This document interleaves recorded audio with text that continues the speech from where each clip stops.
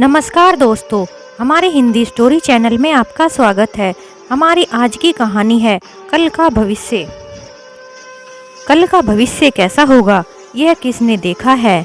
कल के उज्जवल भविष्य की बात कौन करे, लेकिन आज वर्तमान भूखा प्यासा है। हमारे सामने खड़ा है निशांत।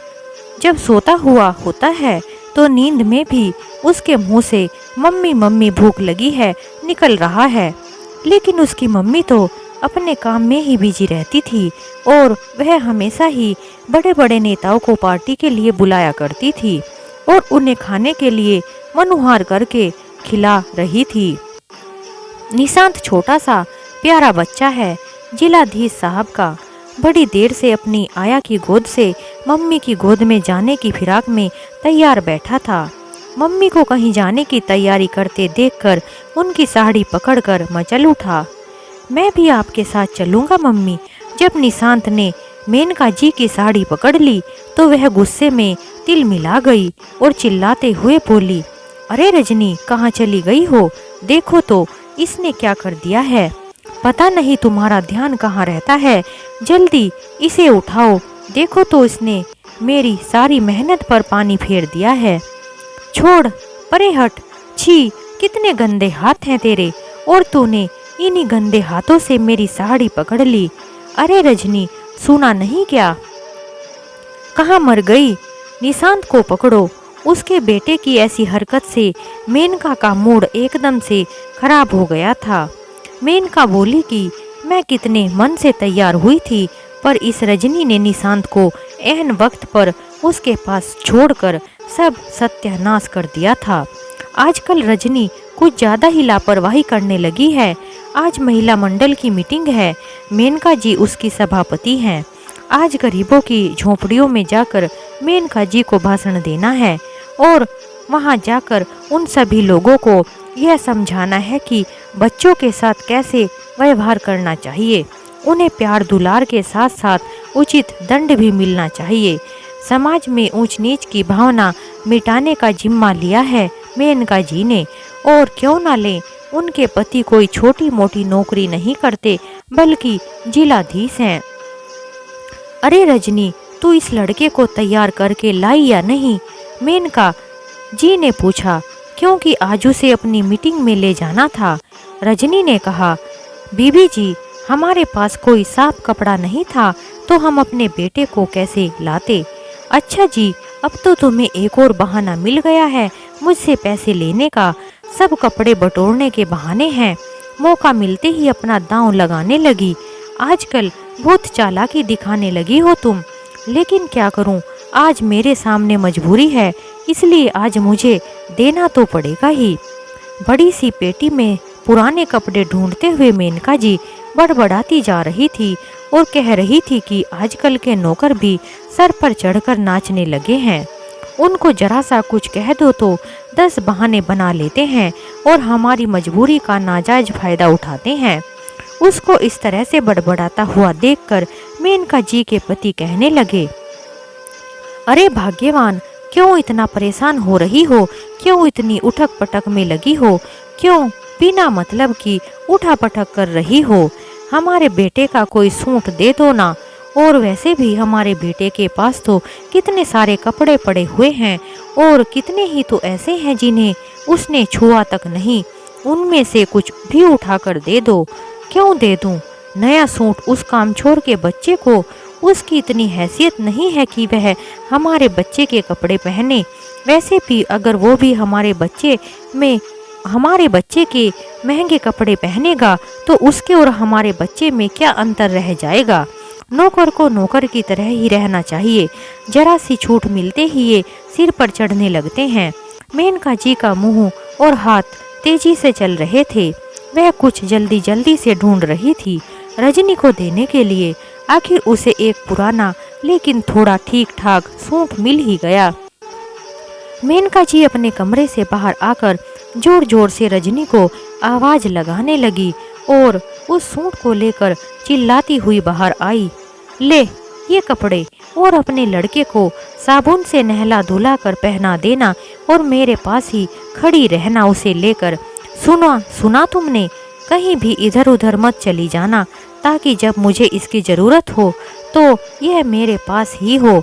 ध्यान रहे, मैंने जो तुम्हें कहा है अच्छी तरह से ध्यान रखना। मेनका जी ने पूरी तैयारी कर रखी थी उसे मीटिंग में ले जाने की। अपनी आया के बेटे को साफ सुथरा करके आया के साथ ही उसके पास खड़े रहने का आदेश दे दिया था, ताकि ऐन वक्त पर जब बच्चे को गोद में उठाकर मेनका जी को प्यार लुटाने का मौका आए तो सामने ही आया का बच्चा खड़ा मिल जाए और उसे कोई गंदा नाक बहाता बच्चा गोद में ना उठाना पड़े। उसे तो ये बात पसंद ही नहीं थी, पर जब उसने समझाया कि गरीबों के समर्थन से आगे बढ़ने की संभावनाएं और फिर तस्वीर भी तो वहां पर खींची जाएगी, तब मेनका जी मन मार कर तैयार हो गई। उसके बाद मेनका जी रजनी को बोली कि रजनी, समय से मेरे बेटे निशांत को खाना खिला देना और तैयार कर देना। उसके बाद मेनका जी बड़ी ही शान से सैंडल टकटकाती जब बाहर निकली तो ड्राइवर ने अदब से कार का दरवाजा खोल दिया। रजनी भी पीछे से आकर कार की पिछली सीट पर बैठ गई। इतना देखते ही मेनका जी क्रोध से कुछ कहने ही वाली थी कि जिलाधीश साहब ने इशारे से उसे चुप रहने को कहा। समय की नजाकत को समझते हुए मेनका जी ने पुनः मुस्कुराहट का मुखौटा पहन लिया। मेनका जी समाज सेवी संस्था प्रेरणा की प्रेसिडेंट हैं, पति जिलाधीश हैं, अतः उसके नाज नखरे के लिए लोग हाथ बंधे खड़े रहते हैं। पता नहीं कब उन पर कृपा दृष्टि हो जाए। लेकिन मेनका जी के लिए समाज सेवा एक खेल ही है। उन्हें तो बस सज धज कर मीटिंगों में जाना, मुस्कुराकर तस्वीर खिंचवाना, बस इतना ही चाहती हैं। वो क्या किसी की सेवा करेंगी? उनकी सेवा के लिए दूसरे लोग लालायित रहते हैं। थोड़ा सफर तय करने के बाद में मेनका जी की गाड़ी जब बस्तियों के बीच पहुंची तो ड्राइवर ने कार झोपड़ियों के पास रोक दी, तो बस्ती वालों ने चारों तरफ से कार को घेर लिया। आ गई देखो कार, कार कितनी अच्छी है। बस्ती में कभी कभार कोई गाड़ी जाती थी, इसलिए जब भी कोई गाड़ी जाती थी तो उसको देख बस्तियों के लोग और बच्चे उस गाड़ी को देखने के लिए दौड़ पड़ते थे और कहते थे कि कितनी चिकनी है ना, और कितनी अच्छी है, क्योंकि वह लोग तो बस बाहर से गाड़ी को ही देख सकते थे। गाड़ी में बैठना तो इन लोगों के नसीब में ही नहीं होता, इसलिए बेचारे डर से दूर से देखकर ही खुश हो जाते हैं। बस्ती के बच्चे भी गाड़ी को देखकर कहते हैं, हाँ, रंग भी बहुत अच्छा है। जब वह बच्चे गाड़ी के ऊपर हाथ फेरने लगे तो मेनका जी बोली, अरे इन बच्चों को गाड़ी के पास से दूर करो, देखो तो सारी गाड़ी को गंदा कर रहे हैं। हटो, दूर हटो, दूर हटो, कहकर मेनका जी चिल्ला रही थी। पुलिस वालों ने भी मेनका जी के बिगड़े मूड को देखकर तुरंत ही बच्चों को दूर हटाया। मेनका जी ने जैसे ही कार से बाहर पैर रखा, बदबू का ऐसा झोंका आया कि उल्टी रोकना मुश्किल हो गया, पर मुंह पर रुमाल रखकर उन्होंने उसे रोका। किसी तरह जगह बनाते हुए मेनका जी स्टेज पर पहुंची और भाषण आरंभ किया। आज समय बदल गया है, हमें समाज को ऊपर उठाने के लिए आगे आना होगा। मैं आप सभी से विनती करती हूँ कि अमीर गरीब, ऊंच नीच, छोटे बड़े के भेद को मिटाकर एकता कायम करें, साफ सफाई से रहें। आज के बच्चे कल के युवा और देश के कर्णधार हैं, उनका पालन पोषण अच्छी तरह से करिए। सबसे पहले बच्चे को आपकी ज़रूरत है, अतः उसको यथाशक्ति प्यार दुलार दीजिए, उसके साथ समय गुजारिए, तब दूसरे काम करिए, क्योंकि हम सभी को सबसे पहले प्राथमिकता अपने बच्चों को ही देनी चाहिए, क्योंकि हमारे बच्चों को हमारी ज़रूरत होती है, तभी तो वो वैसे ही सही और गलत का अंतर समझ पाते हैं। माँ बाप ही तो उनके जीवन की बुनियाद होती हैं, इसलिए हमें अपने बच्चों को समय देना चाहिए। भाषण देते देते मेनका जी की नज़र रजनी के बेटे को ढूंढ रही थी, क्योंकि वह उसे नहला धुला कर तैयार करवा कर लाई थी, ताकि साफ सुथरे बच्चों को यह अपनी गोद में उठा सके, ना कि किसी गंदे बच्चे को। भाषण देते देते उसने नज़र घुमाकर रजनी व उसके बच्चे को ढूंढना चाहा, लेकिन वह कहीं नज़र नहीं आ रहे थे। पर जब वे कहीं नजर न आए तब मजबूरी में उन्हें एक गंदे बच्चे को जो पास ही खड़ा था गोद में उठाना पड़ा।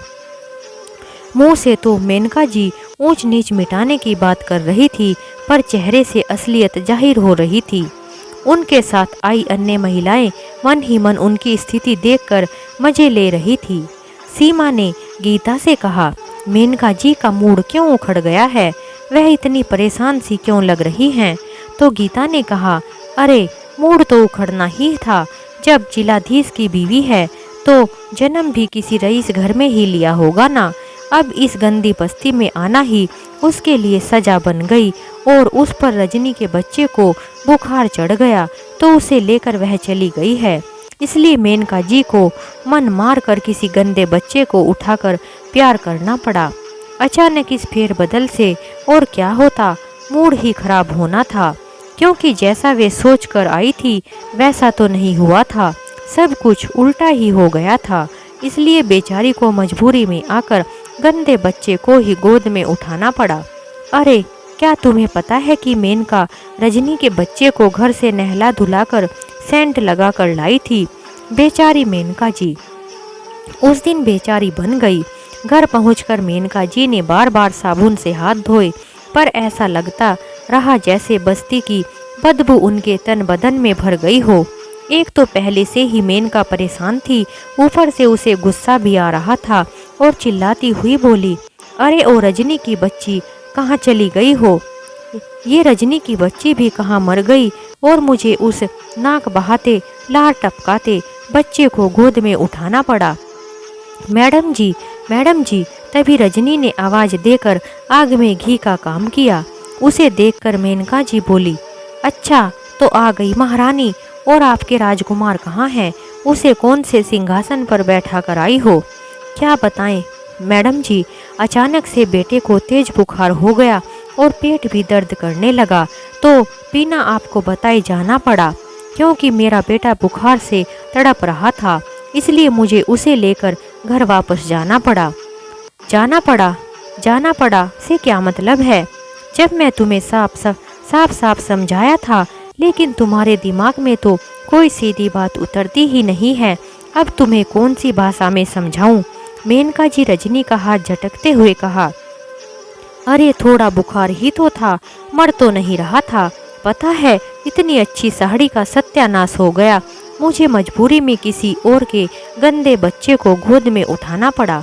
अब ड्राई क्लीनिंग करवानी पड़ेगी। मेनका जी अपनी साड़ी को लेकर बड़बड़ा रही थी। तभी रजनी ने मेनका जी को कहा, मैडम जी कुछ पैसे मिल जाते तो डॉक्टर की फीस और दवाई का इंतजाम हो जाता। रजनी की बात से मेनका जी को गुस्सा हो आ गया और बोली, अच्छा जी आजकल तुम कुछ ज़्यादा ही नहीं बोलने लगी हो, एक तो काम चोरी करती है और पैसे भी मांगती है, चल निकल यहाँ से, मेरे पास तुम्हें देने के लिए कोई पैसे वैसे नहीं हैं, जब देखो पैसे मांगने के लिए आ जाती हो। मेम साहब दया करो, मेरी तनख्वाह में से काट लेना, पर अभी दे दो। रजनी ने उसके हाथ पैर पकड़ लिए और उसके सामने गिड़गिड़ाने लगी। वह अपनी बेटे की दवाई लाने के लिए पैसे मांग रही थी, क्योंकि उसका बेटा बुखार से तड़प रहा था, लेकिन मेनका जी पर तो कोई असर ही नहीं हो रहा था।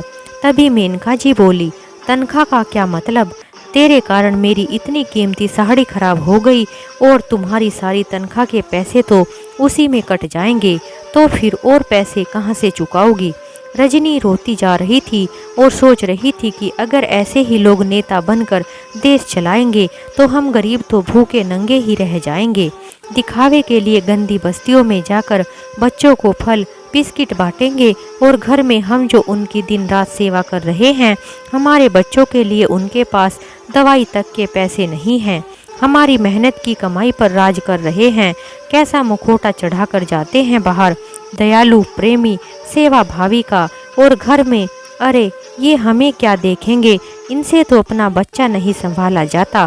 बेचारा रोते रोते सो गया। यह देश को कैसे संभालेंगे? ये देश संभालेंगे तो देश बर्बाद हो जाएगा और इनके जैसे नेता के हाथों की कठपुतली बनकर रह जाएगा। मेनका देवी जी को वोट दीजिए।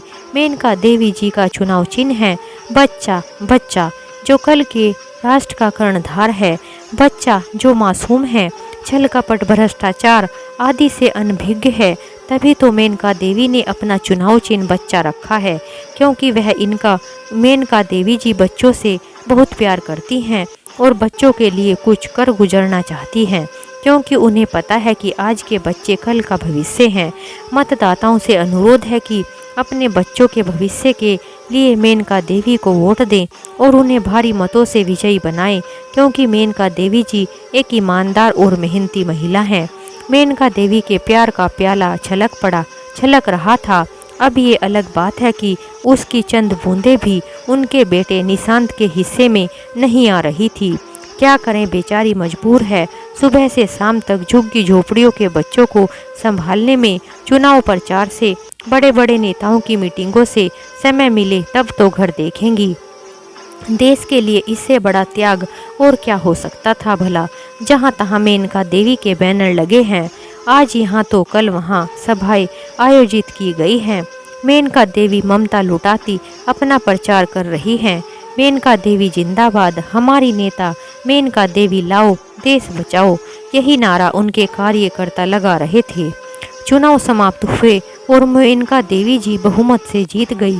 जगह जगह उनका अभिनंदन हो रहा है। घर पर भव्य पार्टी का आयोजन है, जिसमें शहर के गणमान्य व्यक्ति आमंत्रित हैं। पार्टी पूरे जोरों शोरों से चल रही है। बाहर गरीब बच्चों का रेला उनसे मिलने, उनका अभिनंदन करने के लिए घंटों से खड़े हुए हैं और घर के अंदर उनका बेटा निशांत मम्मी के हाथ से खाऊंगा की रट लगाते लगाते रो रो कर सो गया है। उसके गालों पर आंसुओं के दाग अभी भी दिखाई पड़ रहे हैं। कल के उज्जवल भविष्य की बात कौन करे, आज वर्तमान भूखा प्यासा है। उसका बेटा निशांत शुरू की नींद में भी उसके मुंह से मम्मी मम्मी भूख लगी है निकल रहा है और मेनका देवी बड़े बड़े नेताओं को बड़े ही आदर सम्मान के साथ खाना खिला रही हैं। प्रवेश द्वार पर मेनका देवी का चुनाव चिन्ह बच्चा बड़े आकार में लगा है, लेकिन मेनका देवी जी को अपने बच्चे की कुछ खबर ही नहीं है कि उनका बच्चा भूखा प्यासा अपनी माँ के हाथों से एक निवाला खाने के लिए तड़प रहा है और अपनी माँ की राह देखते देखते खाली पेट ही सो गया है। माँ को तो अपने बेटे का ख्याल ही नहीं है। माँ तो अपने बड़े बड़े नेताओं के बीच में बिजी हैं। ठीक है, माँ को अपने काम में बिजी होना भी चाहिए, लेकिन उसे इस बात का भी ख्याल होना चाहिए कि वह अपने बेटे के लिए भी थोड़ा समय जरूर निकाले, ताकि बच्चे को भी अपनी माँ का थोड़ा सा प्यार मिल सके। अगर माँ अपने बच्चे को सही समय पर प्यार दुलार नहीं दे पाती, तो ऐसे बच्चे बड़े होकर अपने माँ बाप को भी प्यार और दुलार नहीं दे पाते, क्योंकि जिन बच्चों को बचपन में माता पिता का भरपूर प्यार नहीं मिलता, वही बच्चे भी प्यार का मतलब समझकर बदले में प्यार देते हैं। इसी तरह मेनका देवी जी को भी अपने बेटे के लिए समय निकालना चाहिए था और उसे भी थोड़ा प्यार देना चाहिए था, और कम से कम उसे दिन में एक बार तो अपने प्यार से खाना खिलाना चाहिए था। ठीक है, माँ को अपने काम में बिजी होना भी चाहिए, लेकिन उसे इस बात का भी ख्याल होना चाहिए कि वह अपने बेटे के लिए भी थोड़ा समय ज़रूर निकाले, ताकि बच्चे को अपनी माँ का थोड़ा सा प्यार मिल सके। अगर माँ अपने बच्चे को सही समय पर दुलार नहीं दे पाती, तो ऐसे बच्चे बड़े होकर अपने माँ बाप को भी प्यार और दुलार नहीं दे पाते, क्योंकि जिन बच्चों को बचपन में माता पिता का भरपूर प्यार मिलता है, वही बच्चे भी प्यार का मतलब समझकर बदले में प्यार देते हैं। इसी तरह मेनका देवी जी को भी अपने बेटे के लिए भी समय निकालना चाहिए था और उसे भी थोड़ा प्यार देना चाहिए था, और कम से कम उसे दिन में एक बार तो अपने हाथ से प्यार से खाना खिलाना चाहिए था, ना कि उसे नौकरानी के भरोसे छोड़ देना चाहिए था। इस बारे में आपकी क्या राय है, आपने हमें ज़रूर बताएं। इस तरह हमारी यह कहानी समाप्त होती है। अगर आपको हमारी कहानी थोड़ी भी अच्छी लगी हो तो हमारे चैनल को लाइक करें, शेयर करें और सब्सक्राइब करें। हमारी कहानी सुनने के लिए आप सभी का बहुत बहुत धन्यवाद। एक नई कहानी के साथ हम आपसे फिर मिलते हैं।